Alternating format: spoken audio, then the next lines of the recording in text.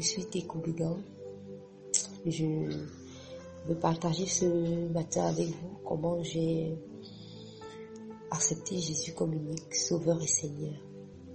Donc, avant, je vais dire que j'étais une fille qui pouvait croire que Dieu existe, qui pouvait aller à l'église, qui était baptisée, mais qui avait sa vie en dehors de Dieu, que sa vie n'était pas gouvernée du tout par Dieu, qui ne connaissait même pas Dieu particulièrement. Donc, je pouvais beaucoup lire la Bible, je pouvais même prier, je pouvais même parfois être moraliste, mais au fond, j'étais plutôt une personne très égoïste, intéressée, qui était déterminée à atteindre ses objectifs. J'avais un plan de vie, on va dire, déjà peaufiné. J'étais beaucoup basée sur l'apparence physique, donc vous voyez un peu. Et aussi, je pensais que lorsqu'on est intelligent, lorsqu'on est rusé, lorsqu'on a l'opportunité et qu'on se déploie comme il faut, on réussit à tous les coups dans la vie. Donc j'étais déterminée beaucoup plus dans ce sens. Donc, j'avais beaucoup de diplômes, donc je me vertuais à être vraiment intelligente à l'école. Je me vertuais à produire des résultats, à être positive quelle que soit la situation. Donc je faisais tout ce qu'il fallait pour avoir un résultat escompté. Je pouvais être appréciée par les uns et les autres, par les parents qui se référaient d'autres enfants à moi. Donc j'arrive à un stade de ma vie où quand je m'évalue, je me dis mais pourquoi je ne suis pas épanouie, non? Pourquoi j'ai tous ces diplômes mais je n'ai jamais été heureuse par rapport à ça? Pourquoi j'atteins presque toujours mes objectifs mais je suis insatiable? Donc j'ai commencé à me dire il y a quelque chose peut-être à côté duquel je passe. Et petit à petit, les piliers qui gouvernaient ma vie ont été un peu ébranlés. Par exemple, sur l'apparence physique, j'étais malade, je savais pas de quoi je souffrais. Donc, ni les médecins, depuis 2 ans, ne savaient de quoi je souffrais. Même les marabouts ne parvenaient pas à m'aider. Et c'est une fois où j'ai fait un vœu disant à Dieu, tu es là où tu es là. Je t'en veux même parce que je crois que tu es injuste, tu es quelqu'un de lent. Donc du coup, tes méthodes, je les trouve un peu trop ringardes. Donc si tu me dis juste de quoi je souffre sans même me guérir, alors je vais commencer à te chercher honnêtement, sincèrement. Et je vais même te laisser comme preuve quelque chose, abandonner durablement quelque chose que j'aime. C'est alors qu'une semaine plus tard, mon mal débute de plus belle, j'arrive à l'hôpital à moins de 15 minutes, le même médecin qui me suit depuis 2 ans, de faire un diagnostic clair que tu as un myome là, piste droit, va faire l'écho. Donc quand je m'avais fait l'écho, c'est clair que c'est ça. Et sur le chemin retour, je suis convaincue directement que pour le vœu, qu'est-ce que je lâche?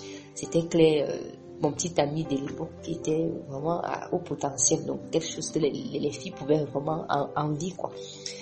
Sur le coup, j'étais déterminée à rechercher quelque chose avec Dieu, à être un peu honnête.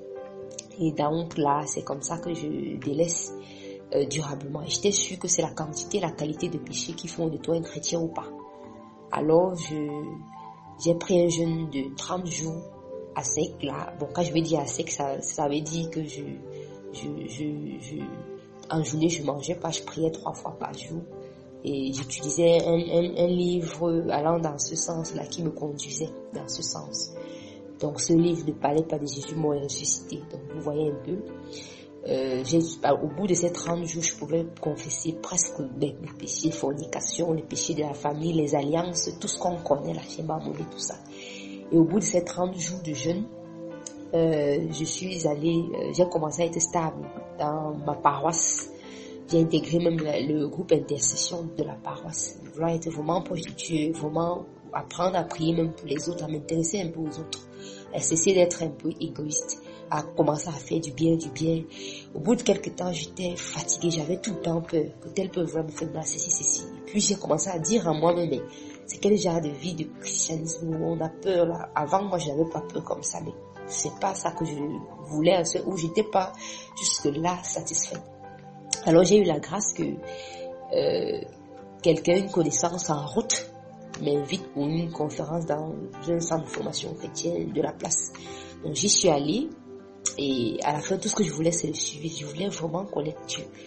Donc quand j'ai commencé les enseignements et tout, c'est un jour, durant une leçon qu'on parle de la mort et de la résurrection de Jésus, le vrai sens. et qu'on explique avec les versets bibliques à l'appui. Et un autre jour, il y a une autre leçon, le vrai sens de l'engagement chrétien. Donc, c'est quoi être un chrétien? Je comprends que ma part était tout sauf ça. Donc, j'avais basé mon engagement chrétien sur les bonnes œuvres. Alors, j'ai rapidement, le soir, là, j'ai eu peur, disant que je suis convaincue que Jésus est moi ressuscité pour qu'on ait une relation avec Dieu. Donc, ce soir, j'ai prié dans ma chambre. J'ai dit, Jésus, comme tu vois, je reconnais ça, je reconnais que je suis séparée de toi. Je reconnais que le péché d'Adam et Ève m'habite encore et que c'est ça qui fait la séparation. Alors, je reconnais que toi, tu es la solution de Dieu. Donc, quand je pouvais dire, je renonce à moi-même, c'est bien après que j'ai compris que je n'avais que dit des mots, je renonce à moi-même.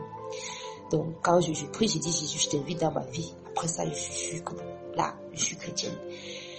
Mais là, je restais, chaque fois, je pouvais encore douter de mon salut. Est-ce que je suis vraiment sauvée? Est-ce que, et je continuais, j'évangélisais déjà, je parlais de Jésus déjà aux gens et tout. Et puis, mais je n'avais pas l'assurance de mon salut. C'est une fois dans une autre formation chrétienne que j'ai eu la grâce d'écouter un enseignement sur toujours les piliers qui gouvernent la vie d'une personne avant Jésus. Donc la famille, les ambitions, les traditions, bref, l'argent, les postes, le côté social, bref, toutes ces choses-là. Et puis je comprenais qu'en réalité, je n'avais renoncé à rien de tout ça. Donc quand je dis j'ai accepté Jésus, c'est que j'ai continué ma vie normalement, avec mes mêmes projets, mes mêmes ambitions. Et là, ça commençait à être clair dans ma tête que je ne suis pas devenue enfant de Dieu. Et ce soir-là, je n'ai pas dormi, j'ai passé toute la nuit éveillée, en sachant qui était mon vrai père. Donc, le diable en fait, donc j'étais toujours, malgré que j'avais fait des bonnes œuvres, malgré que j'avais fait une prière de bouche verbale, il n'y avait aucun renoncement qui a suivi. Et je me sentais pas appelée. Donc je disais, si je fabrique une prière maintenant, c'est pas comme si je me sentais pas appelée. Et donc, j'étais vide. Je me suis sentie pour la première fois de ma vie inutile. Et que ni mes relations ne pouvaient me donner d'avoir accès à Dieu, ni ma famille en particulier, ma mère, parce que j'avais une relation très fusionnelle avec ma mère, ni mes diplômes, ni mes connaissances, ni même mon apparence physique ne pouvaient me permettre de négocier l'accès à Dieu. Et c'était compliqué pour moi. Et la chose la plus solide dans ma vie, c'était mes ambitions. Que même ça ne pouvait pas me donner accès à Dieu. Donc j'ai passé 2 jours dans ce système-là. Je soupirais après un appel disant à Dieu, s'il te plaît, j'ai mon cas parce que je ne peux pas. De moi-même, je ne peux pas. J'ai évangélisé, mais c'était pour rien. Je veux que Jésus, lui, m'appelle pardon. C'est donc le deuxième jour, le 20 juillet, que j'écoute un autre enseignement sur la communion avec Dieu. Et là-bas, on lance l'appel. Et là, je me suis sentie rappelée. Ok, c'est l'heure. Toi, bon, c'était comme si je causais avec une personne. Donc le monde s'est arrêté. Et puis, c'était comme si je discutais avec quelqu'un, bon, mais pas visible. Donc, je pouvais être là, dans un esprit de prière et dire, bon, cette fois-ci, tout ce que tu veux, je vais te donner. Je suis d'accord que je suis né séparé de Dieu. Je suis d'accord que Jésus seul est la solution par sa mort et sa résurrection. Qu'il est mort pour que je puisse mourir dans mon péché d'Adam et Ève. Qu'il est ressuscité afin que je puisse vivre une nouvelle vie. Et donc, je pouvais dire, ok, je renonce à ma vie. Et quand je dis ma vie, je mettais là mes projets, je mettais là ma famille, je mettais là tout. Que si Christ dit fais ceci et que quelqu'un d'autre veut même, j'abdique, je dis que je fais ce comme Christ dit. Et là, j'étais déterminée. Et après, quand je pouvais dire Jésus, je t'invite dans ma vie, c'était très clair pour moi. Ce à quoi j'ai dit non. Ce à quoi désormais, j'accepte Jésus comme Seigneur. Ça veut dire quoi Seigneur? Je comprenais ça bien. Et c'est comme ça que je suis devenue enfant de Dieu. Après ça, j'étais vraiment convaincue que ça y est, que c'est le truc. Je ne me forçais plus pour plaire à Dieu, non. Donc, qu'est-ce que je deviens après cet engagement-là? Donc, il y a des choses que j'ai abandonnées durablement sans trop d'efforts. La fornication, on en a parlé. Chercher à compter beaucoup plus sur mes forces. Désormais, je suis plutôt un peu plus centrée sur Christ, attendant discerner de lui, dépendant du Saint-Esprit pour avancer. Et donc, j'aide d'autres personnes, d'autres jeunes comme moi, d'autres personnes à établir leur relation avec Dieu, à connaître le vrai sens de l'amour et de la relation de Jésus. C'est quoi être un chrétien? Est-ce les bonnes œuvres, donc faire du bien? Est-ce réciter les 10 commandements et les exécuter?